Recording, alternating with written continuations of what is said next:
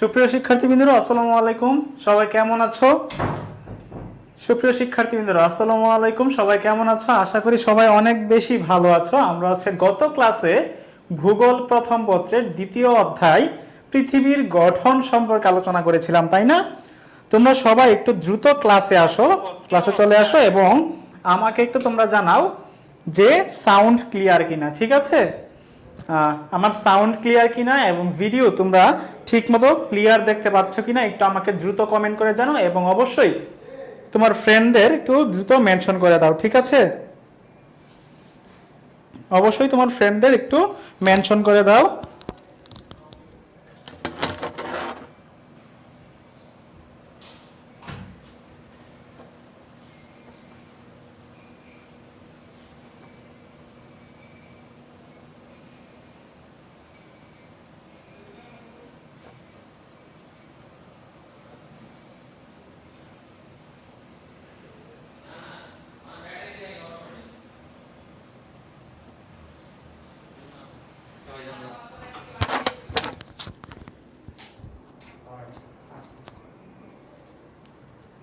ঠিক আছে, আমরা আবার চলে এসেছি। ওকে, তোমরা যারা আসছো একটু কমেন্ট করো, দ্রুত একটু কমেন্ট করে জানাও যে তোমরা কোথা থেকে ক্লাসটা করতেছো এবং তোমাদের ফ্রেন্ডদের অবশ্যই ক্লাসে মেনশন করে দাও। তোমাদের ফ্রেন্ডদের যাদের ভূগোল আছে অবশ্যই ক্লাসটাতে মেনশন করে দাও।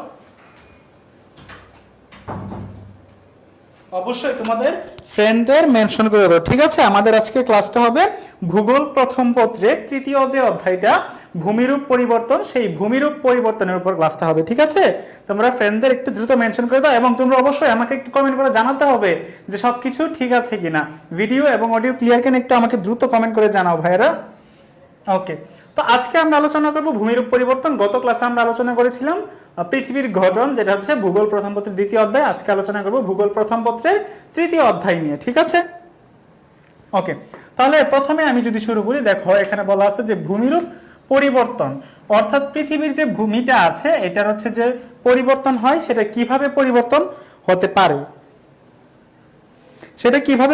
হতে পারে, ঠিক আছে? এই যে ভূমিরূপ পরিবর্তন হয়, ভূমির যে পরিবর্তন হয় অর্থাৎ মাটি যে পরিবর্তন হয় সেটা দুই ভাবে হতে পারে। একটা হচ্ছে আকস্মিক, মানে হঠাৎ করে হয়ে যেতে পারে, আর একটা হচ্ছে ধীর গতিতে হতে পারে। এখন আকস্মিক ভাবে কিভাবে হতে পারে, দেখো কোনো জায়গায় যদি আগ্নেয়গিরির অগ্নুৎপাত ঘটে, হ্যাঁ, ধরো কোনো একটা জায়গায় হঠাৎ করে আগ্নেয়গিরির অগ্নুৎপাত হয়ে গেল, তখন কিন্তু আমাদের সেটা আকস্মিক পরিবর্তন বলে বিবেচিত হবে। অথবা কোনো জায়গায়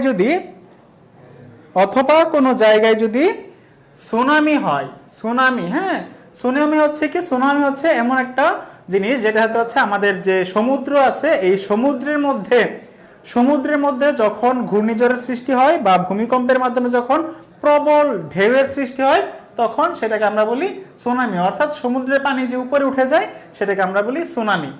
ভূমিকম্প, আমরা দেখি না যে ভূমিকম্প হঠাৎ করে হয়ে যায়, তাহলে এগুলা কিন্তু আমাদের আকস্মিক ভূমিরূপের পরিবর্তনের কারণে হয়। এখন আসো ধীর পরিবর্তন, যে পৃথিবী ধীরে ধীরে যে ভূমি পরিবর্তন হতে পারে সেটা কিভাবে হতে পারে। প্রথমে হতে পারে সূর্যতাপ, অর্থাৎ সূর্যের তাপের মাধ্যমে যদি ভূমির পরিবর্তন হয়, সেটা যদি ধীরে ধীরে ভাবে হয়, তাহলে সেটা আমরা বলতে পারি যে পৃথিবীর ভূমিরূপের পরিবর্তনের ধীর পরিবর্তন।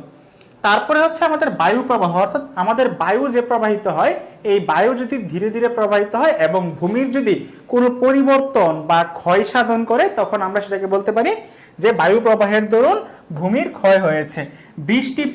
বৃষ্টিপাতের কারণে অনেক সময় কি হয়, দেখা যায় যে মাটি যে থাকে, এই মাটি কিন্তু বৃষ্টির পানির সাথে সরে যায়, তাহলে এই বৃষ্টির কারণেও কিন্তু আমাদের ভূমির পরিবর্তন হতে পারে এবং সেটা হচ্ছে ধীর গতিতে।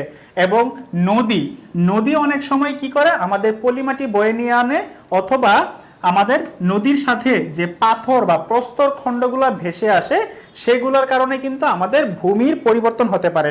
ভূমির সাথে সেই প্রস্তর খণ্ডগুলো আঘাত লেগে ভূমির সাথে প্রস্তর খণ্ডগুলো আঘাত লেগে কি হয়, ভূমি হচ্ছে নদীর সাথে মিশে যায়, অর্থাৎ মাটি হচ্ছে নদীর সাথে মিশে যায়। তখন আমাদের কি হয়, আমাদের হচ্ছে এই ভূমিরূপের পরিবর্তন হতে পারে এবং সেটা কিভাবে হয়, আস্তে আস্তে হয়। ওকে, আচ্ছা, আমরা গত ক্লাসে প্লেট সম্পর্কে আমরা পড়েছিলাম যে পৃথিবীর অভ্যন্তরে কতগুলা প্লেট বা পাত রয়েছে। তো সেই প্লেট বা পাতগুলো আসলে আমি বলেছিলাম তোমাদের যে 7টা বড় প্লেট বা পাত রয়েছে এবং 20টা ছোট ছোট আরো প্লেট বা পাত আছে। তো এই 7টা পাত সম্পর্কে আমাদের আজকের আলোচনার বিষয়। দেখো 1968 সালে পিটো, একজনের নাম হচ্ছে, বিজ্ঞানীর নাম হচ্ছে পিটো, পাত সংস্থান তত্ত্ব আবিষ্কার করেন। সমগ্র অশ্বমণ্ডল 27টি পাত দ্বারা বিভক্ত। এদের মধ্যে 7টি বড় এবং 20টি ছোট আকৃতির পাত রয়েছে। তাহলে আমরা এখন ক্লিয়ার হতে পারলাম যে পৃথিবীতে আমাদের বড় ধরনের পাত আছে কয়টা? 7টা, এবং ছোট ছোট পাত আছে কয়টা? 20টা। তোমরা একটু অবশ্যই খেয়াল রাখবা, ঠিক আছে? হ্যাঁ, তোমাদের ফ্রেন্ডদের একটু মেনশন করে দাও। ওকে, আরিফুল ভাই আছে, মেনশন করে দিয়েছে। হ্যাঁ, ওকে, রকি ভাই আসছে। ওকে, তো এই যে 7টা যে বড় বড় পাত আমরা আলোচনা করেছিলাম, তো 7টা বড় বড় পাত কি কি আছে দেখো। 1 নম্বরে বলা আছে প্রশান্ত মহাসাগরীয় পাত। এখন প্রশান্ত মহাসাগরটা আসলে কোথায়, তুমি যদি একটু ম্যাপটা যদি একটু দেখো তাহলে তুমি কিন্তু এটা ইজিলি বের করতে পারবা। তোমাদের সামনে যদি ম্যাপ থাকে তাহলে তুমি কিন্তু সেটা অবশ্যই বের করতে পারবা। ওকে, তোমরা আমাদের 1 মিনিট সময় দাও, আমি হচ্ছে আবার এটা ঠিক করে নিচ্ছি, যেটা হচ্ছে ওকে 1 মিনিট।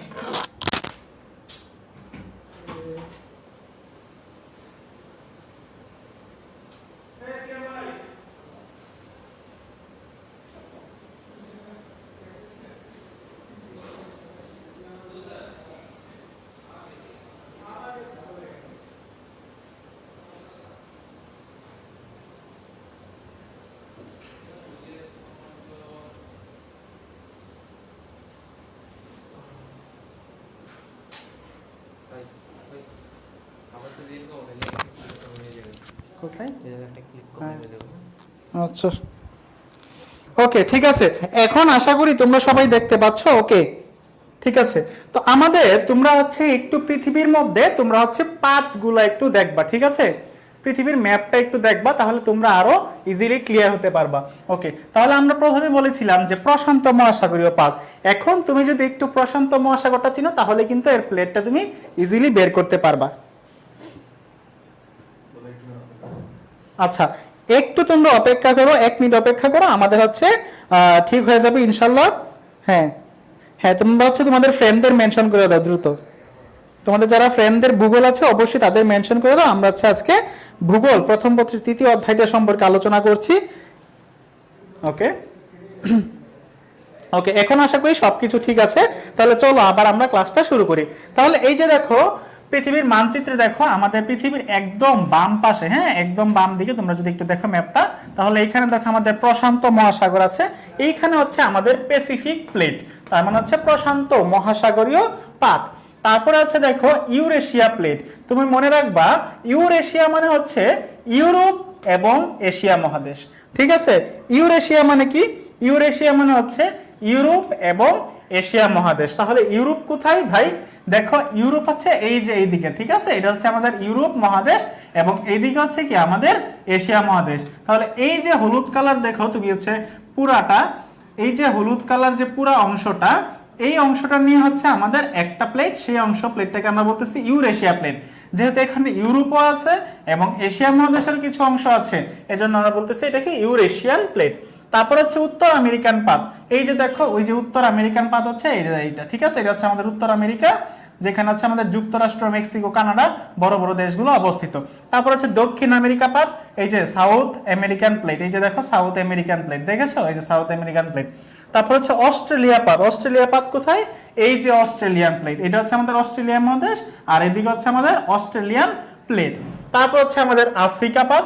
আফ্রিকার পাত কোথায়? এই যে আমাদের হলুদ কালার অংশ, আফ্রিকার প্লেট, ঠিক আছে? তারপর হচ্ছে অ্যান্টার্কটিকা পাত। অ্যান্টার্কটিকা পাত কোথায়? এই যে হলুদ কালারের নিচের যে অংশটা, এই যে নিচের যে অংশটা, এটা হচ্ছে কোথায়? আমাদের অ্যান্টার্কটিকা প্লেট। তাহলে আমাদের এই যে দেখো পৃথিবীতে, পুরো পৃথিবীতে কয়টা বড় বড় পাত আছে? 7টা বড় বড় পাত রয়েছে। এগুলো হচ্ছে আমাদের 7টা বড় বড় পাত। এছাড়া আমাদের আরো ছোট ছোট পাত রয়েছে, যেমন এই যে এখানে একটা পাত আছে ছোট, তারপরে এই যে সৌদি আরবের এখানে একটা ছোট একটা পাত আছে, ঠিক আছে? এরকম আরো ছোট ছোট পাত রয়েছে আমাদের কয়টা? 20টার মতো। ওকে, এই পাতগুলোর মধ্যে যেগুলো সমুদ্র সমতলে অবস্থান করে তাদের মহাসাগরীয় পাত, আর যে পাতগুলো মহাদেশ গঠন করে তাদের মহাদেশীয় পাত বলে। এই যে এটা কিন্তু আমাদের গত ক্লাসের পড়া, যারা গত ক্লাসে ছিল তাদের জন্য কিন্তু এই জিনিসটা সবচেয়ে বেশি ইজি হবে। আমরা যখন এই যে অশ্বমণ্ডল বা ভূত্বক পড়তেছিলাম তখন কিন্তু আমরা পড়েছিলাম যে একটা শিয়াল স্তর কিন্তু আমাদের মহাদেশ গঠন করে এবং সীমাস্তর হচ্ছে আমাদের মহাসাগর গঠন করে। সেম কথাটাই হচ্ছে এখানে লেখছে যে সমুদ্র সমতলে যে প্লেটগুলো থাকে, মানে সমুদ্রের নিচে যে প্লেটগুলো থাকে সেইগুলোকে বলে আমরা মহাসাগরীয় পাত। আর যে পাতগুলোর উপরে মহাদেশ আছে সেই পাতগুলোকে আমরা বলি মহাদেশীয় পাত।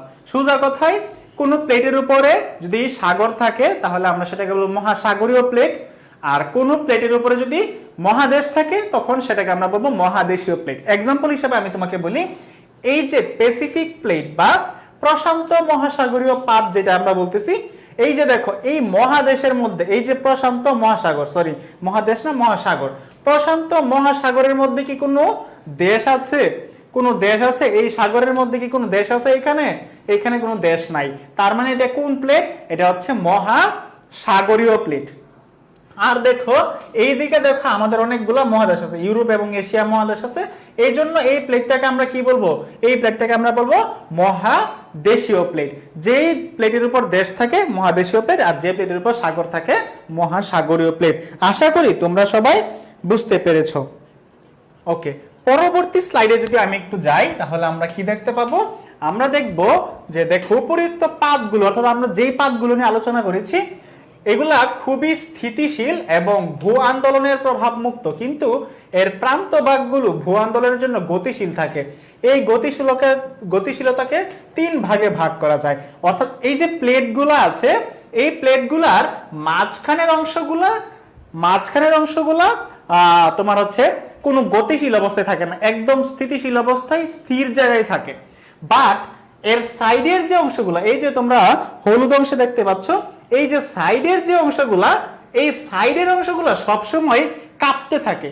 ঠিক আছে, এরা হচ্ছে এক জায়গা থেকে আরেক জায়গায় একটু নড়াচড়া করে, বাট মাঝখানের অংশটা কিন্তু নড়ে না। এটাই হচ্ছে এখানে বলছে যে পাতগুলো খুবই স্থিতিশীল এবং ভূ আন্দোলনের প্রভাব মুক্ত, কিন্তু এর প্রান্ত ভাগগুলো মানে এর সাইডের অংশটা একটু কাঁপতে থাকে। তো এই যে কাঁপলো বা প্রান্ত ভাগগুলো যে একটু গতিশীল অবস্থায় আছে, এই কাঁপাটা বা এই গতিশীল অবস্থাকে আমরা 3 ভাগে ভাগ করতে পারি। একটা হচ্ছে সম্প্রসারিত গতি, একটা হচ্ছে সংকুচন গতি এবং একটা হচ্ছে পার্শ্বীয় গতি। তাহলে আমাদের এই যে প্রান্ত ভাগগুলো যে একটু নড়াচড়া করলো, এই নড়াচড়াটাকে আমরা 3 ভাগে ভাগ করতে পারি। একটা সম্প্রসারিত গতি, সংকোচন গতি এবং পার্শ্বীয় গতি। অবশ্যই তোমরা এটা মাথায় রাখবে। পরবর্তী স্লাইডে যদি আমি যাই, আমরা একটু আগে পড়লাম না যে এর প্রান্ত ভাগগুলো হচ্ছে নড়াচড়া করে, তাহলে এই নড়াচড়ার মধ্যে আমরা প্রথমেই কি পাবো? আমরা প্রথমেই পাবো সম্প্রসারিত গতি, তাই না? প্রথমে কি ছিল? সম্প্রসারিত গতি। তাহলে এই সম্প্রসারিত গতির মধ্যে কি হয় একটু দেখি। পরস্পর বিপরীত দিকে সরে যায়, অর্থাৎ এদের যে প্রান্ত ভাগগুলো আছে এটা হচ্ছে দুই দিকে সরে যায়। এই যে তোমরা চিত্রে দেখতে পাচ্ছ, দেখো দুইটা হচ্ছে 2 দিকে সরে যাচ্ছে। দুই দিকে সরে গেলে কি হবে? মাঝখানে একটা ফাটল সৃষ্টি হয়ে যাবে, তাই না? মাঝখানে ফাটল সৃষ্টি হলে এই যে নিচের যে কাদা মাটি আছে বা মাটি আছে, যে পানি আছে, এগুলা কি হবে? উপরের দিকে চলে আসবে। তখন ওইখানে যদি খুব বেশি যদি ফাটল হয়ে যায় তখন ওইখানে কিন্তু আমাদের এখান থেকে কিন্তু আগ্নেয়গিরির সৃষ্টি হতে পারে। এইভাবেই কিন্তু আমাদের আগ্নেয়গিরির সৃষ্টি হয় যখন একটা মাঝখান থেকে যখন ভেঙে যায়। ধরো এটা হচ্ছে একটা প্লেট, ঠিক আছে? এইটা মনে করো একটা প্লেট, এই প্লেটের মাঝখান থেকে মনে করো ফেটে গেছে। মাঝখান থেকে ফেটে গেলে এর মাঝখানের যেই পদার্থগুলো আছে এই পদার্থগুলো কি হবে? এই পদার্থগুলো উপরের দিকে উঠে চলে আসবে। এইভাবে হচ্ছে আমাদের আগ্নেয়গিরির সৃষ্টি হতে পারে। ওকে, দেখো বিকর্ষক সীমা নামেও পরিচিত। বিকর্ষক সীমা মানে কি? যেহেতু দুইটা 2 দিকে চলে যাচ্ছে, এটা কি আকর্ষণ করতেছে নাকি বিকর্ষণ করতেছে?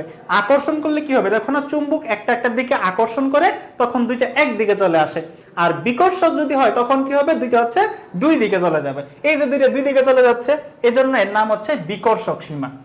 ভূগর্ভস্থ মানে মাটির নিচে পদার্থ সমূহ দ্রুত উপরে উঠে জমা হতে শুরু করে। এই যে তোমাদের একটু আগে বললাম দুইটা যদি দুই দিকে চলে যায় তাহলে কি হবে, এর মাটির নিচে যতগুলা পদার্থ আছে, পানি থাকতে পারে, মাটি থাকতে পারে, আর বিভিন্ন ধরনের পদার্থ থাকতে পারে, এই পদার্থগুলা কি হবে, দ্রুত উপরের দিকে উঠে চলে আসবে।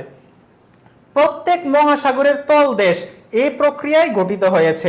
তাহলে আমরা বুঝতে পারি অর্থাৎ মহাসাগর যেখানে আছে মহাসাগরের নিচের অংশটা সবগুলো হচ্ছে এই প্রক্রিয়ায় মানে সম্প্রসারণ গতির মাধ্যমে হয়ে এসেছে। তোমরা কি বুঝতে পারতেছো ক্লাসটা? আমাকে একটু অবশ্যই তোমাদের কিন্তু কমেন্ট করে জানাতে হবে। অনেকে কি করে অনলাইন ক্লাসে এসে ক্লাসটা চালু করে, অনেকে হচ্ছে তোমরা বিভিন্ন কাজে চলে যায়, অনেকে গেমস খেলে, অনেকে ফেসবুকিং করে, অনেকে মেসেঞ্জারে চ্যাট করে যে আমি তো আছি ক্লাসে, আমি হচ্ছে মনে হয় সবকিছু বুঝতেছি। বাট তুমি যদি ক্লাসের মধ্যে যদি অন্য কিছু করো তাহলে আলটিমেটলি কিন্তু তোমার মনোযোগ থাকবে না। এবং তুমি যদি এই চিত্রগুলো যদি তুমি না দেখো, অর্থাৎ এই যে একটু আগে আমি তোমাকে চিত্র দেখালাম, যে একটা মহাদেশের চিত্র দেখালাম, পুরো মানচিত্র দেখালাম, তারপরে এই যে চিত্রটা দেখালাম, তুমি যদি এই চিত্রগুলো না দেখো তাহলে এই যে এই তোমার যে বৈশিষ্ট্যগুলো, এই বৈশিষ্ট্যগুলো মুখস্থ করতে কিন্তু অনেক কষ্ট হবে, তুমি কিন্তু বুঝবা না। বাট তুমি যদি এই চিত্রগুলো একটু দেখো, একটু দেখে দেখে বৈশিষ্ট্যগুলো পড়ো, তাহলে তোমার কাছে কিন্তু খুবই ইজি লাগবে। তো তোমরা কি ক্লাসটা বুঝতে পারতেছো? আমাকে একটু কমেন্ট করে জানাও যে ভাইয়া বুঝতে পারছি, অথবা যদি না বুঝো এইটাও কমেন্ট করে জানাতে পারো যে ভাইয়া এই জিনিসটা বুঝতে পারি না, এটা যদি আবার একটু রিপিট করেন তাহলে ভালো হয়, বা এটা আবার রিপিট করেন তাহলে আমি হচ্ছে তোমাদের আবার বুঝাই দিব। ঠিক আছে, ওকে, তোমরা একটু দ্রুত আমাকে কমেন্ট করে জানাও। আচ্ছা, পাতের সংকোচন গতি, সংকোচন গতি দেখো, এই প্রক্রিয়ায় দুটি পাত মুখোমুখি সংঘর্ষে লিপ্ত হয়। অর্থাৎ একটু আগে আমি তোমাদের দেখিয়েছিলাম যে একটা পাত দুই দিকে বিচ্ছিন্ন হয়ে যাচ্ছে, আবার এই পাতটা কি হয়, দুইটা হচ্ছে এক পাশে চলে আসবে, মানে একই দিকে তারা হচ্ছে মুখোমুখি সংঘর্ষে লিপ্ত হয়ে যাবে। এরূপ পাত সীমাকে অনুগামী সীমা বলে। অনুগামী সীমা মানে কি, মানে দুইটা যেহেতু একই দিকে আসতেছে এজন্য এটাকে আমরা বলতেছি অনুগামী শিলা। ভাঁজ পর্বতের সৃষ্টি হয়, ভাঁজ পর্বতের সৃষ্টি হয়, এটা কিন্তু আমি তোমাদের গত ক্লাসে বলেছিলাম যে দুইটা প্লেট যদি একসাথে এসে ধাক্কা লাগে তখন এর মাঝখানের যে অংশগুলা, মাঝখানের যে মাটিগুলা, মাঝখানের যে জীবাশ্মগুলা, সেগুলা কি হবে, সেগুলো অবশ্যই উপরের দিকে উঠে যাবে, তাই না? তো এইভাবে কিন্তু আমাদের এই যে ভাঁজ পর্বতের সৃষ্টি হয়। ভাঁজ পর্বত কোনগুলো? এই যে হিমালয়, তারপর উত্তর আমেরিকার রকি, দক্ষিণ আমেরিকার আন্দিজ, ইউরোপের আল্পস, এগুলা কিন্তু আমাদের ভাঁজ পর্বতের উদাহরণ। আচ্ছা, সামুদ্রিক পাত মহাদেশীয় পাতের নিচে প্রবেশ করার সময় তার সংঘর্ষে ভূমিকম্প ও অগ্ন্যুৎপাত সংঘটিত হয়। অর্থাৎ এইখানে দুইটা পাত আছে, একটা হচ্ছে সামুদ্রিক পাত আর একটা হচ্ছে কি মহাদেশীয় পাত। যেহেতু দুইটা পাত ধাক্কা লাগবে তাহলে একটা অবশ্যই সামুদ্রিক পাত হবে, একটা হবে কি মহাদেশীয় পাত। তো এই দুইটা পাত যখন ধাক্কা লাগবে তখন সেইখানে কি হবে, এই মাঝখানে কি হবে, কেঁপে যাবে না? যখন দুইটা একসাথে এসে ধাক্কা লাগবে তখন মাঝখানে কেঁপে যাবে না? তখন কি হবে, তখন ভূমিকম্পের সৃষ্টি হবে। ঠিক আছে, তখন কিন্তু ভূমিকম্পের সৃষ্টি হয়ে যাবে। আচ্ছা, পরবর্তীতে আসি আমাদের পাতের পার্শ্বিক গতি। আমরা কিন্তু তিনটা গতি পড়েছিলাম, যে সম্প্রসারিত গতি, সংকোচন গতি এবং পার্শ্বীয় গতি। পরস্পর পাশাপাশি বিপরীত দিকে অবস্থান করে, এক্ষেত্রে পাতসীমাকে প্রতিগামী শিলা বলে। অর্থাৎ এই যে দুইটা পাত কি হবে, দুইটা হচ্ছে একটু ওদের সাইড দিয়ে একটু ঘষা খেয়ে যাবে, সংঘর্ষ হবে। ঠিক আছে, তখন এদের কি হবে, পার্শ্বিক গতি হবে। এই তোমরা কি সবাই ক্লাসে ঘুমিয়ে গেছো? আমি কিন্তু তোমাদের একটু কমেন্ট করতে বলেছিলাম যে তোমরা বুঝতেছো কিনা। যদি বুঝে থাকো এটা আমাকে জানাও, যদি না বুঝে থাকো এটাও আমাকে জানাও। তাও একটু ক্লাসে একটু কমেন্ট করো, ঠিক আছে? ক্লাসে একটু অ্যাক্টিভ হও, দ্রুত আমাকে একটু জানাও যে তোমরা বুঝতে পারছো কিনা, বা তোমাদের যদি কোনো বোঝার যদি অসুবিধা হয় তাহলে সেটাও আমাকে জানাতে পারো যে ভাই এই জিনিসটা বুঝি নাই, এটা আবার বলেন। ঠিক আছে, তাহলে কিন্তু আমি আবার রিপিট করে ফেলবো। ঠিক আছে, আবার তোমাকে বুঝিয়ে দেওয়ার চেষ্টা করব। তোমাদের ক্লাসে কিন্তু আমি হচ্ছে একদমই কিন্তু কমেন্ট দেখতে পাচ্ছি না। তোমরা যদি একটু আমাকে কমেন্ট করে জানাতে তাহলে খুবই উপকৃত হতাম, এই আর কি। ওকে ওকে, তোমরা একটু অবশ্যই একটু দ্রুত কমেন্ট করো, হ্যাঁ? ওকে, ঠিক আছে। তাহলে দেখো পরবর্তীতে আমরা কি পাই, দেখো পাত সঞ্চালনের কারণ, অর্থাৎ এইগুলা এই যে নড়াচড়া করে, এর নড়াচড়া করার কারণটা আসলে কি। দেখো, এক নাম্বার হচ্ছে পরিচলন পদ্ধতি, পরিচলন স্রোতের ফলে। অর্থাৎ এই যে প্লেটগুলো আছে, এই প্লেটগুলার নিচেও কিন্তু আবার কিছু তরল পদার্থ আছে। ধরো এটা হচ্ছে একটা প্লেট, হ্যাঁ, এটা হচ্ছে একটা প্লেট। এই প্লেটের নিচেও তরল জাতীয় কিছু পদার্থ আছে। এই তরল জাতীয় পদার্থের জন্য প্লেটগুলা এক স্থান থেকে আরেক জায়গায় কি করে, নড়াচড়া করে। তারপরে আছে ধাক্কা বা ঠেলা পদ্ধতি। লাভার ধাক্কায় পাতগুলো বিপরীতমুখী হয়, অর্থাৎ নিচের থেকে যখন লাভা ধাক্কা দেয়, লাভা কোথায় থাকে, মাটির নিচে থাকে। এগুলো হচ্ছে কি, লাভা হচ্ছে কি একটা আগুনের পিণ্ড, হ্যাঁ। এই আগুনের পিণ্ড যখন উপরের দিকে আসে তখন এগুলা কিন্তু ধাক্কা লেগে প্লেটগুলো হচ্ছে এক জায়গায় থেকে আরেক জায়গায় নড়াচড়া করে। আকর্ষণ পদ্ধতি। মহাসাগরীয় তলদেশ ভূগর্ভে নিমজ্জিত হলে, অর্থাৎ মহাসাগরের তলদেশ যে আছে সেটা যদি ভূগর্ভে নিমজ্জিত হয়ে যায়, অর্থাৎ মাটির নিচে চলে যায়, তখন কি হবে, তখন এই পাতগুলা কিন্তু নড়াচড়া করবে। আচ্ছা, প্রতাপ বিশ্বাস আমাকে জানিয়েছে, হ্যাঁ ভাই বুঝতাছি। আচ্ছা ঠিক আছে, তোমাকে অসংখ্য ধন্যবাদ, তুমি অন্তত কমেন্ট করেছো, জানিয়েছো তোমার প্রতিক্রিয়া। ওকে, বাকিরা কিন্তু কেউ কমেন্ট করছে না আজকে। ওকে, আচ্ছা, এইখানে একজন বিজ্ঞানীর নাম আসবে, সেই বিজ্ঞানীর নাম হচ্ছে ওয়েগনার। ঠিক আছে, বিজ্ঞানীর নাম হচ্ছে কি, বিজ্ঞানীর নাম হচ্ছে ওয়েগনার। উনি একটা মতবাদ দিয়েছিল ওনার সময়ে। উনি বলেছিল এই যে আমাদের যে 7টা মহাদেশ আছে, ঠিক আছে, এই যে 7টা মহাদেশ আছে, উনি বলেছে এই 7টা মহাদেশ নাকি পৃথিবীতে আগে একসঙ্গে ছিল, অর্থাৎ সবগুলা মহাদেশই একসঙ্গে এটা হচ্ছে জোড়া ছিল, কোনোটাই আলাদা ছিল না।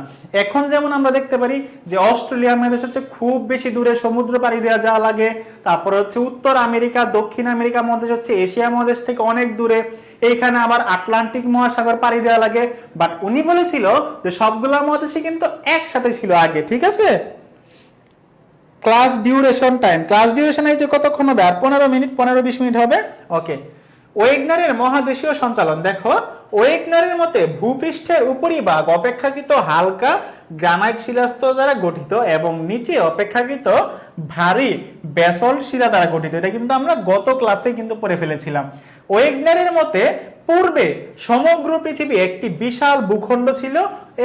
এই ভূখণ্ডকে নাম দেয় পেনজিয়া। অর্থাৎ এই যে তোমরা চিত্রে দেখতে পাচ্ছ যে পুরা পৃথিবীর যে যতগুলা তোমার হচ্ছে স্থলভাগ আছে, এই স্থলভাগটা কিন্তু আগে একসাথে ছিল। ঠিক আছে, কোনটাই কিন্তু আলাদা ছিল না, বিচ্ছিন্ন ছিল না।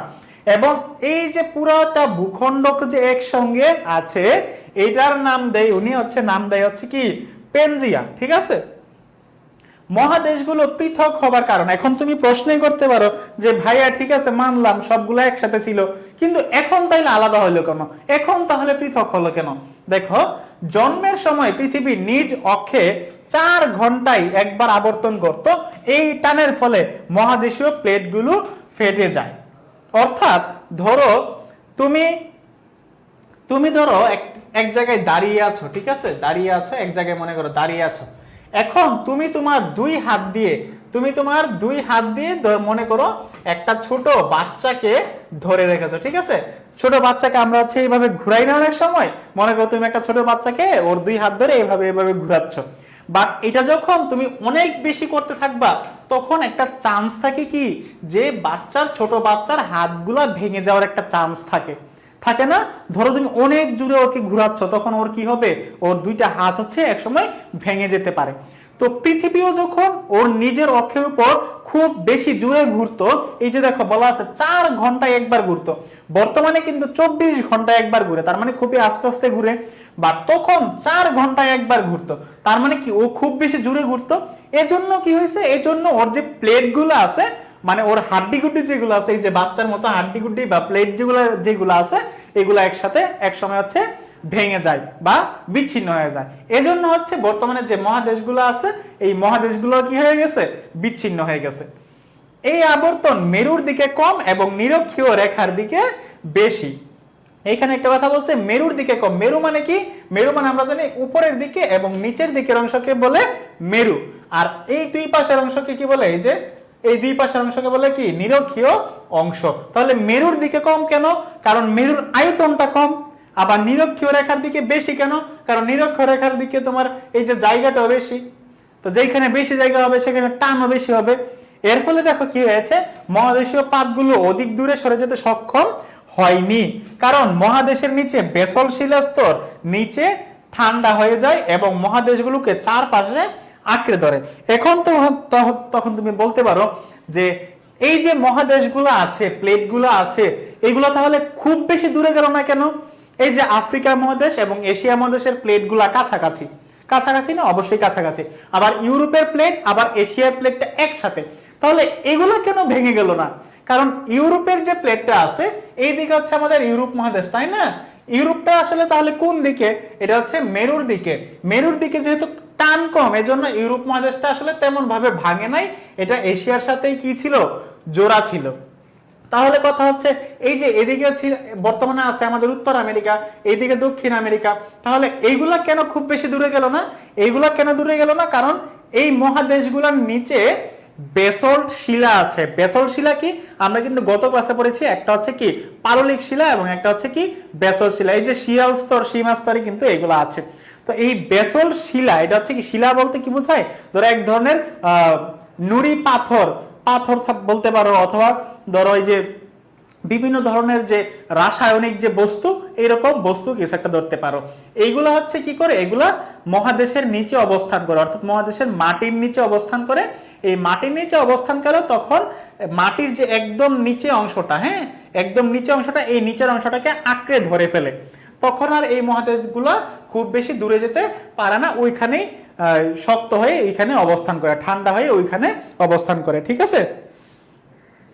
বেসল্ট কি? বেসল্ট হচ্ছে এক ধরনের শিলাস্তর। বেসল্ট হচ্ছে এক ধরনের শিলাস্তর। সেটা হচ্ছে আমরা হচ্ছে পৃথিবীর গঠন যখন পড়েছিলাম গত ক্লাসে, সেইখানে কিন্তু আলোচনা করেছি, তাই না? এই যে শিয়াল স্তর, সীমা স্তরের মধ্যে, অশ্বমণ্ডল এবং ভূত্বকের মধ্যে। আচ্ছা, মতবাদের সপক্ষে যুক্তি, অর্থাৎ ওয়েগনারের মতামতের পক্ষে যে যুক্তিটা, দেখো ভূপ্রাকৃতিক প্রমাণ, মহাদেশের প্রতিটি বিন্দু মিলে যায়। অর্থাৎ এই যে এশিয়া মহাদেশ, আফ্রিকা মহাদেশ, উত্তর আমেরিকা, দক্ষিণ আমেরিকা মহাদেশ, অস্ট্রেলিয়া মহাদেশ যে আলাদা হয়ে গেল, এইগুলো যদি আমি আবার একসাথে এনে জোড়া দিয়ে দেই, হ্যাঁ একসাথে এনে জোড়া দিয়ে দেই, তখন আবার দেখব যে এইখান থেকে যে আফ্রিকা মহাদেশটা যে আলাদা হয়ে গেছে, এটা আলাদা হয়েছে কোন জায়গা থেকে? এটা আলাদা হয়েছে ইউরোপ মহাদেশ থেকে, উত্তর দিকে, তাই না? তো আমি যদি আবার আফ্রিকা মহাদেশটা উপরের দিকে নিয়ে এনে জোড়া দিয়ে দেই, তখন আবার দেখবো যে এই জোড়াগুলো আসলে মিলে যাবে। আবার অস্ট্রেলিয়ান যে প্লেটটা, যেটা হচ্ছে আমরা এদিকে দেখতে পাই অস্ট্রেলিয়া মহাদেশ, এটা যদি আমি আবার তোমার হচ্ছে ভারতের সাথে এনে মিলিয়ে দেই, তখন আবার এটা হচ্ছে আমাদের ভারতের সাথে মিলে যায়। তাহলে আমরা কি বুঝতে পারি? এবং এদিকে যে উত্তর আমেরিকা আছে, এদিকে দক্ষিণ আমেরিকা আছে, এটা আবার ইউরোপের সাথে মিলে যায়। এই দক্ষিণ আমেরিকা আবার আফ্রিকা মহাদেশের সাথে মিলে যায়। অর্থাৎ সবগুলা মহাদেশ যদি আমি একসাথে এনে মার্জ করে ফেলি, তখন সবগুলা প্রান্ত হচ্ছে মিলে যাবে। আবহাওয়া ভিত্তিক প্রমাণ, কার্বনিফেরাস যুগের কিছু চিহ্ন পাওয়া গেছে। কার্বনিফেরাস যুগ মানে হচ্ছে আজ থেকে প্রায় কোটি কোটি বছর আগে একটা যুগ ছিল, যেই যুগটাকে আমরা বলেছি কার্বনিফেরাস যুগ। কিছু চিহ্ন পাওয়া গেছে দক্ষিণ আমেরিকার, ব্রাজিলে, আফ্রিকা মহাদেশে এবং অ্যান্টার্কটিকায়। আচ্ছা, এইখানে ধরো একটা জীবাশ্ম পাওয়া গেছে। ধরো কি পাওয়া গেছে? ধরো একটা মনে করো হাড্ডি, মনে করো একটা প্রাণীর হাড্ডি পাওয়া গেছে, ঠিক আছে? এই হাড্ডিটা, এই প্রাণীটা মনে করো দক্ষিণ আমেরিকার ব্রাজিলের মধ্যে আছে, ঠিক আছে? দক্ষিণ আমেরিকা মহাদেশের একটা দেশ হচ্ছে ব্রাজিল। এই প্রাণীটা কি কোনোভাবে সম্ভব? এই প্রাণীটা কি কোনোভাবে সম্ভব এইটা সাঁতরিয়ে পার হয়ে অ্যান্টার্কটিকার মধ্যে যাওয়া? অ্যান্টার্কটিকার মধ্যে হচ্ছে প্রচুর বরফ থাকে, প্রচুর বরফ, ঠিক আছে? এইখানে হচ্ছে -70-80 ডিগ্রির মতো তাপমাত্রা থাকে। এই প্রাণীটা কি তাহলে কোনোভাবে সম্ভব যে অ্যান্টার্কটিকার মধ্যে যাওয়া? তাও আবার হচ্ছে দক্ষিণ মহাসাগর পাড়ি দিয়ে? কোনোভাবেই এত বড় সাগর পাড়ি দিয়ে সব যাওয়া সম্ভব না। আবার এই প্রাণীটাই কি কোনোভাবে যাওয়া সম্ভব যেটা হচ্ছে আমরা দক্ষিণ আফ্রিকার মধ্যে, হ্যাঁ দক্ষিণ আফ্রিকার মধ্যে পুরো আটলান্টিক মহাসাগর পাড়ি দিয়ে একটা প্রাণী কি ব্রাজিল থেকে, দক্ষিণ আমেরিকা থেকে আফ্রিকা মহাদেশে যাওয়া সম্ভব? কোনোভাবেই যাওয়া সম্ভব না। তাহলে আমরা এই যে হাড্ডিটা যে পেলাম, একটা প্রাণীর হাড্ডি পেলাম, এই হাড্ডিটা আসলে আমরা 3 মহাদেশেই পেয়েছি, ঠিক আছে? একটা হাড্ডি আমরা 3 মহাদেশেই পেয়েছি। এর থেকে আমরা ধারণা করতে পারি এই যে অ্যান্টার্কটিকা মহাদেশ আছে, এই যে দক্ষিণ আমেরিকা মহাদেশ আছে, এই যে আফ্রিকা মহাদেশ আছে, এইগুলা আসলে সবগুলা একসাথেই ছিল। যার ফলে প্রাণীরা বিভিন্ন জায়গায় ছোটাছুটি করতো, বিভিন্ন জায়গায় ঘোরাফেরা করতো। এর ফলে এর হাড্ডিটা আমরা 3 মহাদেশ থেকেই উদ্ধার করতে সক্ষম হয়েছি। প্রত্নতাত্ত্বিক প্রমাণ, জীবাশ্মর মধ্যে সাদৃশ্য পাওয়া যায়। এই যে আমি তোমাদের একটা হাড্ডির কথা বলে উদাহরণ দিলাম, এটা একটা হতে পারে। অথবা আমরা জানি যে মৃত প্রাণীরা যখন মারা যায় তখন তারা কিন্তু আসলে পচে জীবাশ্ম জ্বালানি হয়ে যায়, জীবাশ্মর মতো হয়ে যায়। তাহলে এই যে জীবাশ্মটা যে পেলাম, এই যে হাড্ডিটা যে পেলাম, এটা আসলে আমরা 3 মহাদেশেই পেয়েছি। ঠিক আছে, 3 মহাদেশেই পেয়েছি। এই জন্য বলতেছি যে জীবাশ্মের মধ্যে সাদৃশ্য রয়েছে। তাদের মধ্যে যে জীবাশ্ম যে অবস্থা, সেই অবস্থার মধ্যে আমরা 3 মহাদেশেই কি হয়েছে, সাদৃশ্য পেয়েছি। মতবাদের সমালোচনা, অর্থাৎ ওয়েগনারের যে মতবাদ, এটার আবার সমালোচনাও আছে। কি সমালোচনা? সময়কাল সম্পর্ক। দেখো, সঞ্চালনের পূর্বে পেনজিয়া কিভাবে একত্রিত ছিল। অর্থাৎ আমরা জানি যে পৃথিবী হচ্ছে এক জায়গা থেকে আরেক জায়গায় যায়। তো এই যে একটা যে তোমার হচ্ছে যে প্লেটগুলো যে গতিশীল থাকে, তো এই গতিশীলতা অর্থাৎ যখন পেনজিয়া গঠিত হয়েছে, পেনজিয়া গঠনের আগের পৃথিবী কেমন ছিল এইটা সম্পর্কে ওয়েগনার তেমন ভাবে উনি বলে যেতে পারেন নাই যে কিভাবে ছিল। এটা হচ্ছে ওনার মতবাদের সমালোচনা। উপসংহার, অর্থাৎ আমরা শেষভাবে কি বলতে পারি যে ওয়েগনারের মহাদেশীয় সঞ্চালন মতবাদ এখনো বিতর্কিত বিষয়। তো তুমি যদি বড় হয়ে ভূগোল নিয়ে পড়ো, তুমি যদি অনার্সে ভূগোল সাবজেক্ট পাও, তুমি কিন্তু এই বিষয়টা নিয়ে আসলে একটু আলোচনা সমালোচনা করতেই পারো। ঠিক আছে, তোমরা হচ্ছে এটা নিয়ে অবশ্যই একটু চেষ্টা করে দেখবা যে এটা আসলে কি ছিল, পৃথিবী কি সবগুলো মহাদেশ আগে একত্রিত ছিল নাকি ছিল না, এটা নিয়ে কিন্তু আলোচনা সমালোচনা তোমরা চাইলেই করতে পারো। ওকে, ভূ আলোড়ন। দেখো, পৃথিবীর অভ্যন্তরভাগ এখন পর্যন্ত উত্তপ্ত গলিত অবস্থায় আছে। এই সকল উত্তপ্ত বস্তুর মধ্যে তাপ ও চাপের পার্থক্য হলে ভূত্বকে যে আলোড়ন ঘটে তাকে ভূ আলোড়ন বলে। অর্থাৎ পৃথিবীর নিচে অনেকগুলো পদার্থ আছে, উত্তপ্ত মানে খুবই গরম অবস্থায় আছে এবং গলিত অবস্থায় আছে। এইগুলা যখন তাপ ও চাপের মাধ্যমে যখন তারা মাটি ভেদ করে উপরের দিকে উঠে আসে, তখন সেটাকে আমরা বলতে পারি কি, ভূ আলোড়ন। ভূ আলোড়নকে 2 ভাগে ভাগ করা যায়, একটা হচ্ছে মহীভবক আলোড়ন, একটা হচ্ছে গিরিজিনি আলোড়ন। তাহলে কয় ভাগে ভাগ করা যায়? ভূ আলোড়নকে 2 ভাগে ভাগ করা যায়, মহীভবক আলোড়ন এবং গিরিজিনি আলোড়ন। মহীভবক আলোড়ন জিনিসটা কি? দেখো, ভূপৃষ্ঠের উপরিভাগে লম্বভাবে এই আলোড়ন হয়, ব্যাপক আকারে এই আলোড়ন হয় বলে একে মহীভবক আলোড়ন বলে।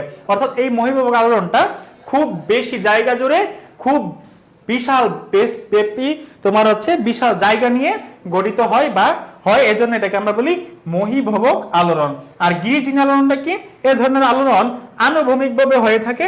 ভঙ্গিল পর্বতের সৃষ্টি এই আলোড়নের ফলে হয় বলে একে গিরিজিনি আলোড়ন বলে। তাহলে এই যে ভঙ্গিল পর্বত বা ভাঁজ পর্বতটা কোন আলোড়নের মাধ্যমে হয়? আমাদের গিরিজিনি আলোড়নের মাধ্যমে হয় বলে এটাকে আমরা বলি গিরিজিনি আলোড়ন।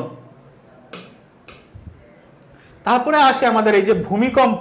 দেখো, ভূ অভ্যন্তরে হঠাৎ সৃষ্ট কোনো কম্পন যখন ভূত্বককে আকস্মিকভাবে আন্দোলিত করে সাধারণত তাকেই ভূমিকম্প বলে। অর্থাৎ আমাদের ভূ অভ্যন্তরে মাটির নিচে সৃষ্ট কোনো কম্পন, মানে মাটির নিচে যদি কোনো কম্পন হয় যখন ভূত্বককে আকস্মিকভাবে আন্দোলিত করে, অর্থাৎ মাটির নিচে যখন কম্পন হয়ে সেটা আমরা মাটির উপরেও যখন টের পাবো, মাটির উপরে আন্দোলিত করা মানে কি, মাটির উপরেও হচ্ছে এটা কম্পন অনুভূত হবে।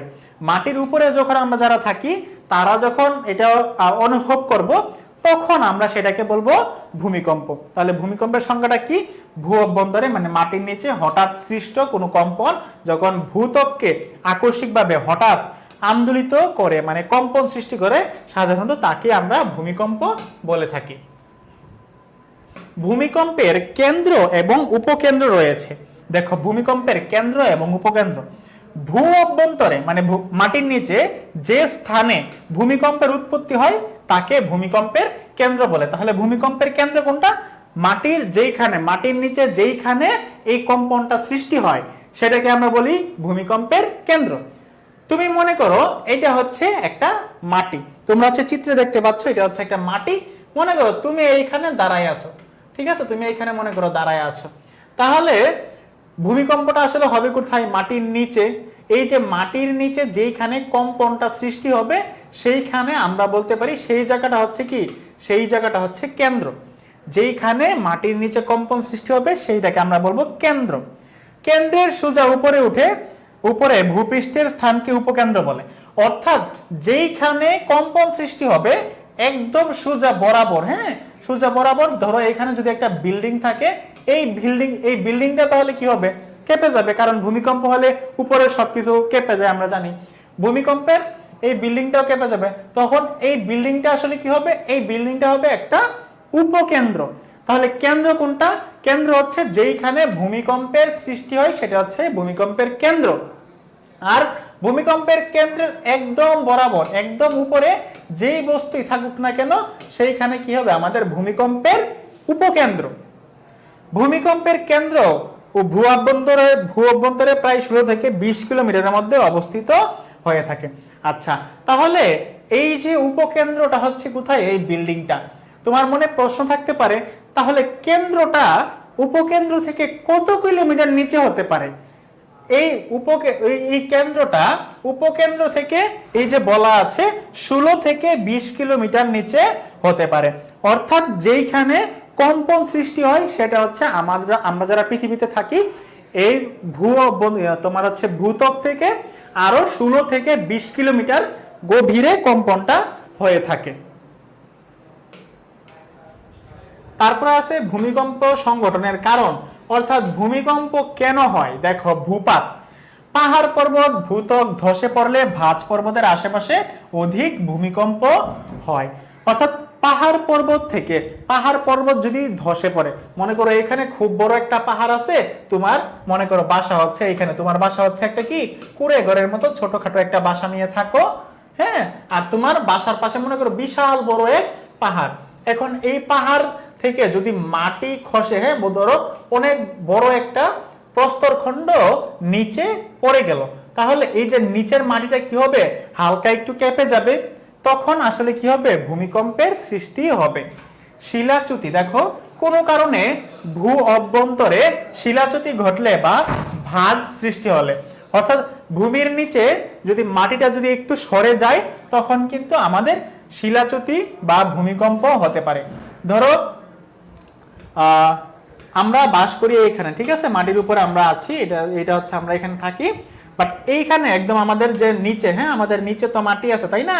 এই মাটিটা ধরো কি হবে, মাটিটা ধরো এক সময় দুই দিকে চলে যাবে, তখন মাঝখানের যে এই মাটিটা কি হবে, নিচে দেবে যাবে, কারণ নিচে ফাঁকা, নিচে দেবে যাবে, তখন এই জায়গায় কিন্তু আমাদের ভূমিকম্পের সৃষ্টি হতে পারে, মাটিতে ধাক্কা লাগে। আচ্ছা, ভূগর্ভস্থ বাষ্প, ভূগর্ভস্থে নানাভাবে বাষ্প সৃষ্টি হলে ভূত্বকের নিম্নভাগে ধাক্কা দেয়, ফলে প্রচন্ড ভূমিকম্পের সৃষ্টি হয়। আগ্নেয়গিরির অগ্নুৎপাত, আগ্নেয়গিরির অগ্নুৎপাতের ফলে ভূমিকম্পের সৃষ্টি হয়, কারণ আগ্নেয়গিরির যখন অগ্নুৎপাত ঘটে, অর্থাৎ মাটির নিচে আগ্নেয়গিরির সৃষ্টি হয়, সেটা যখন অগ্নুৎপাত হয়ে মাটির বাইরে আসে, তখন ওইখানে খুব বেশি একটা শক্তি কাজ করে, খুব বেশি বল বা ফোর্স প্রয়োগ হয়, তখন কিন্তু আমাদের ভূমিকম্পের সৃষ্টি হতে পারে। হিমবাহের প্রভাব,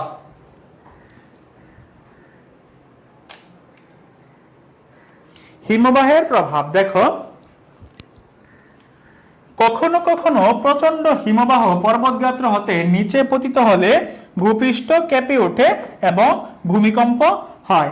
পাত সঞ্চালনের ফল, যখন দুটি পাত পরস্পরের কাছে আসে, তখন ওই সংযোগ রেখা বরাবর শিলাচ্যুতি ঘটে, ফলে ভূমিকম্পের সৃষ্টি হয়। অর্থাৎ দুইটা পাত যখন একসাথে আসে, যখন ধাক্কা লাগে, তখন আমাদের কি হয়, ভূমিকম্পের সৃষ্টি হয়।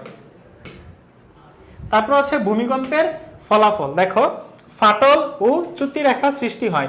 ফাটল সৃষ্টি হলে কাদা পানি বালি বের হয়ে গ্রস্ত উপত্যকা সৃষ্টি হয়। অর্থাৎ মাটি যদি দুই দিক দিয়ে সরে যায়, ভূমিকম্পের ফলে মাটি কি হবে, দুই দিক দিয়ে সরে যাবে, তখন মাঝখান দিয়ে কি হবে, ফাঁকা হয়ে যাবে। এই ফাঁকা অংশ দিয়ে কি আসবে, মাটির নিচ থেকে কাদা আসতে পারে, পানি আসতে পারে, বালি আসতে পারে, এগুলা বেরিয়ে আসতে পারে। সমুদ্রতলের পরিবর্তন, ভূমিকম্পের ফলে সমুদ্রতল অনেক সময় উপরে উঠে যায়, কোনো কোনো স্থান সমুদ্রে ডুবে যায়। অর্থাৎ ভূমিকম্প হলে কি হবে, যেই স্থান আমরা দেখতেছি যে পানির উপরে আছে, সেই স্থানটা হবে কি পানির নিচে চলে যেতে পারে। নদীর গতিপথ পরিবর্তন, নদীর গতিপথ পরিবর্তন হয়ে যায়, নদীর গতি দ্বারা সৃষ্টি হয় বা নদী শুকিয়ে যায়। অর্থাৎ ভূমিকম্পের ফলে কি হবে, ধরো একটা নদী এই দিক দিয়ে আঁকা বাঁকা হয়ে বয়ে যাচ্ছে, ঠিক আছে, মনে করো এটা হচ্ছে নদী বয়ে যাচ্ছে, বাট নদীর এইখানে যদি ভূমিকম্প হয়, তখন কি হবে, দেখা যাবে যে এই জায়গাটা কি হয়ে যাবে, বন্ধ হয়ে যাবে, তখন এইদিকে মনে করো আরেকটা নদীর শাখা সৃষ্টি হয়ে যাবে, তখন পানিগুলো আবার এই দিকে চলে যাবে, পরবর্তীতে আবার এই দিকেও কিছু পানি যাবে, এই দিকেও কিছু পানি যাবে, অর্থাৎ নদী তখন দুইটা শাখা সৃষ্টি হয়ে যাবে। ভূপাত, পর্বতের শিলাখণ্ড ভূপৃষ্ঠে পতিত হয়ে ফলে পর্বতের পাদদেশ ক্ষতিগ্রস্ত হয়। অর্থাৎ যেটা বলতেছিলাম তোমাকে, ধরো বড় কোনো পর্বত থেকে, পাহাড় থেকে যদি মাটি খসে যায় তখন কি হবে, পর্বতের যে পাশের যে অংশটা, সেই পাশের অংশটা কিন্তু ক্ষতিগ্রস্ত হবে। বন্যার সৃষ্টি, ভূমিকম্পের প্রভাবে বন্যার সৃষ্টি হয়। এই যে মাটিগুলো যদি সরে যায় তখন এই যে দেখো তোমরা দেখতে পাচ্ছ এখানে একটা রাস্তা ফেটে গেছে, দেখো মাটিগুলা কি মাঝখান থেকে সরে গেছে না, মাটিগুলো যখন মাঝখান থেকে সরে যাবে তখন এগুলা থেকে কিন্তু প্রচুর উপরে পানি চলে আসবে, তখন বন্যার সৃষ্টি হতে পারে। ধ্বংসলীলা, ঘরবাড়ি ধ্বংস হয়ে যায়, অগণিত গৃহপালিত পশু ও মানুষ মৃত্যুপথে পতিত হয়, এগুলো তোমরা জানো, তোমরা মাঝে মাঝে দেখো, ঠিক আছে, যে প্রচুর মানুষ মারা যায়। আচ্ছা, ভূমিকম্পের তরঙ্গ আছে, ভূমিকম্পের তরঙ্গ তিন ধরনের হয়ে থাকে, একটা হচ্ছে প্রাথমিক তরঙ্গ বা পি তরঙ্গ, দ্বিতীয় তরঙ্গ বা এস তরঙ্গ, পৃষ্ঠ তরঙ্গ বা এল তরঙ্গ।